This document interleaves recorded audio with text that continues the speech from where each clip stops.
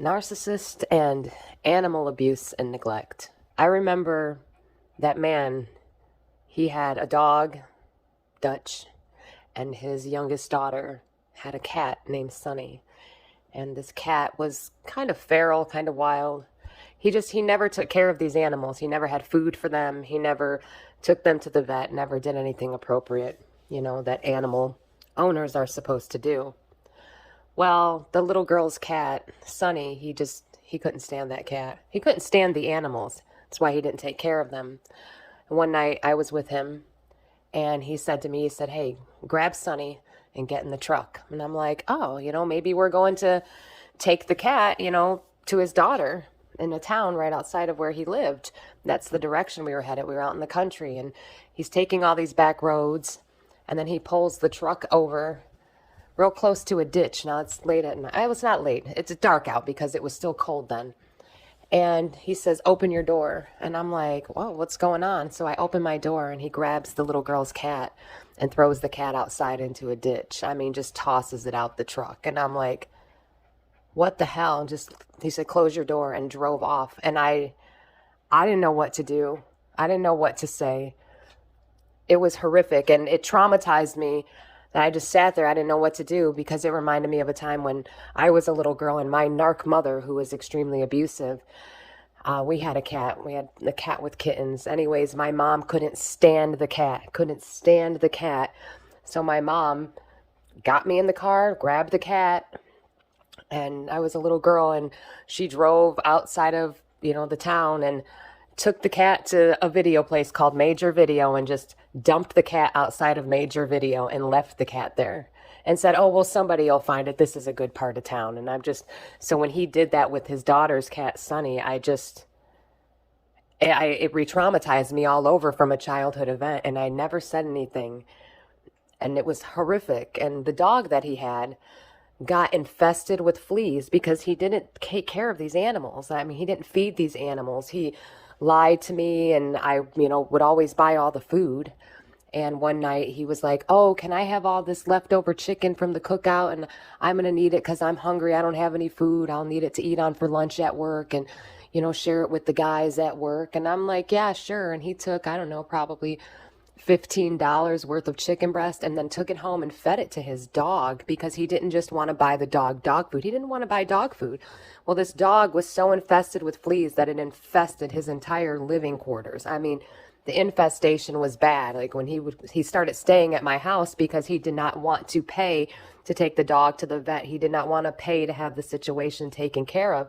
And he was covered in fleas. So he would come to my house and he would have fleas on him. And I'm like, "Whoa, no, you can't come in my house like that."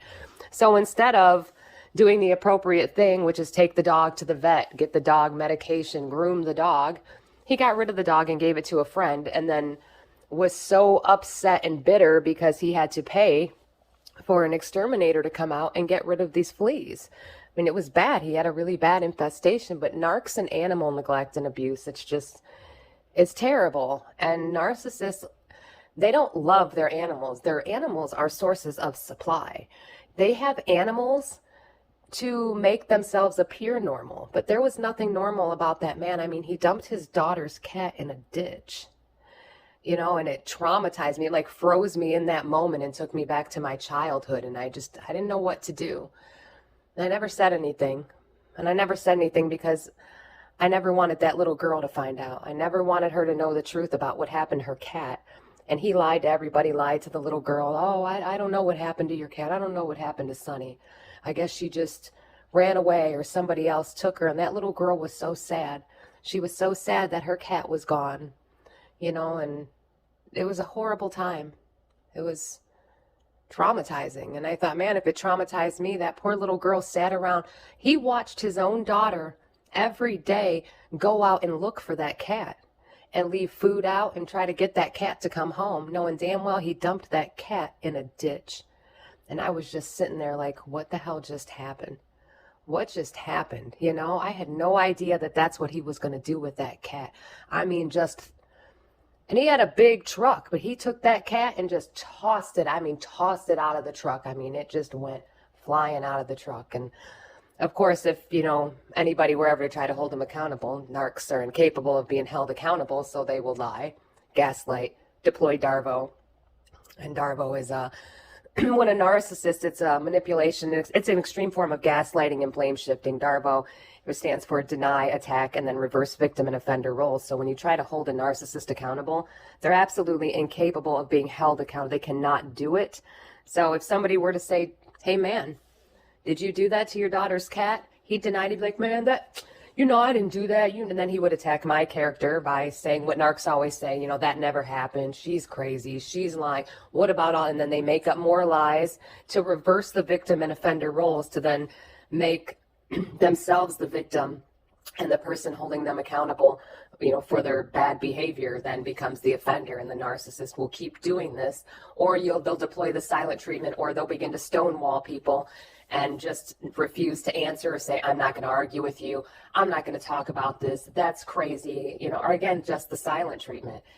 Or gaslight by lying. That never happened. That's not how it happened. Oh, I don't remember that. It never ends with the narcissist. But narcs and animal abuse and neglect, it's real. Narcs have animals for supply, or narcs have animals to give the appearance of being normal, when in reality, they're abusers. They abuse animals the same way they abuse people. Everything is an object to them. So be careful when you leave your animals with narcissists or people that gaslight or just have toxic patterns and toxic history, because you can't trust narcs or psychopaths or any of these people with animals.